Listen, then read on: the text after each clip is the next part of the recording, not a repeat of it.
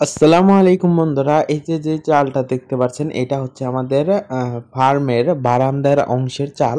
এখানে প্রথমে 3টা টিন দিয়ে জোড়া দেওয়া হয়েছে, পরের টিনটা আপনার ইট দিয়ে ঢেকে দেওয়া হয়েছে, তারপরে দেখতে পাচ্ছেন কাগজ দিয়ে ঢাকা আছে। মানে কি একটা অবস্থা, তাও মুরগি পালন করে যাচ্ছি। মানে কতটুকু আশা থাকলে আর কি পালন করা যায়, তো আপনারা বুঝবেন, যারা পালেন তারাই বুঝবেন একমাত্র।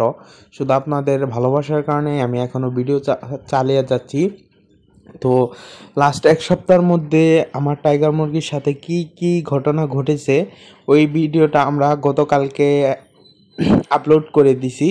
তো ওই ভিডিওটা যারা দেখছেন তাদেরকে অসংখ্য অসংখ্য ধন্যবাদ। তো আমাদের ঘরটা মূলত 3 ভাগে ভাগ করা। ওইখানে টাইগার মুরগি কিছু রাখা আছে, এটা হচ্ছে মাঝের অংশ। হ্যাঁ, আর এখানে টাইগার মুরগি, আর ওই সাইডে আছে দেশি অংশ। তো আমাদের এখন বর্তমানে এই যে একটা মোরগ এবং একটা মোরগ আছে, এই 2টা মোরগ আছে, আর বাকি 6টা মুরগি আছে। তো আলহামদুলিল্লাহ আমাদের 5টা মুরগি এখান থেকে ডিম দিচ্ছে, এক এক দিন 3টা, এক এক দিন 4টা, এরকম করে পাই। তো ঘরটা কয়েকদিন আগে পরিষ্কার করছি আর কি এই মুরগির জন্যই। তো ওই যে লাস্ট ভিডিওতে যেদিন পরিষ্কার করছিলাম ওই দিনই আর কি উপরে প্রচুর পরিমাণে মাকড়সার জাল হয়ে গেছিলো, ওইগুলো পরিষ্কার করে দিছি। তো এখানে আপাতত ওই যে 3টা বাসা বানিয়ে দেওয়া আছে ডিম দেওয়ার জন্য, আর এইখানে জায়গা কমায় দিছি। ও আলহামদুলিল্লাহ 3টা ডিম অলরেডি পেরে রাখছে দেখা যায়। তো বর্তমানে টাইগার মুরগি এখানে এইটাই আছে, একটা খাবার পাত্র একটা পানির পাত্র দিয়ে রাখছি, আর মুরগি এখানে আছে 8টা।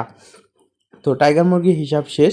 তো আমরা যদি চলে যাই পরের অংশে, তাহলে এখানে আপনাদেরকে আমি দেখাবো যে এইখানে বর্তমানে একটা দেশি মুরগি আছে। এই দেশি মুরগিটার সাথে 7টা মুরগির বাচ্চা ছিল। মুরগির বাচ্চাগুলো আমরা আলাদা করার জন্য মুরগিটাকে বাচ্চা থেকে সরাই রাখছি, বাট মুরগিটা এই জায়গায় এসে বাচ্চা আর কি ওই বেড়ার ওই সাইডে নেটের ভেতরে দেওয়া, এই জন্য আর কি এখানে এসে মুরগি ডাকতেছে, বাচ্চা আর কি খুঁজতেছে।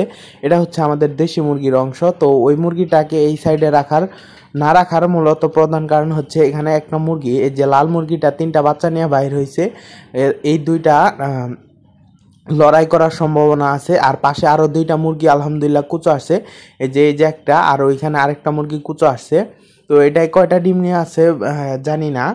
তো এখান থেকে আমরা 3টা ডিম নিয়ে এখানে বসাই দিই, দেখা যাক কী হয়। যেহেতু এখানে ডিম আছেই, তো এই মুরগির নিচে হয়তো ডিম কম, এই জন্য আর কি বসাই দিলাম এখানে। ওই কালো মুরগিটা এই সাইডে থাকলে এদেরকে ঠিক মতো ডিমে তা দিতে দিবে না, এই জন্য এই মুরগিটাকে আমরা এই সাইডে আসতে দেই না।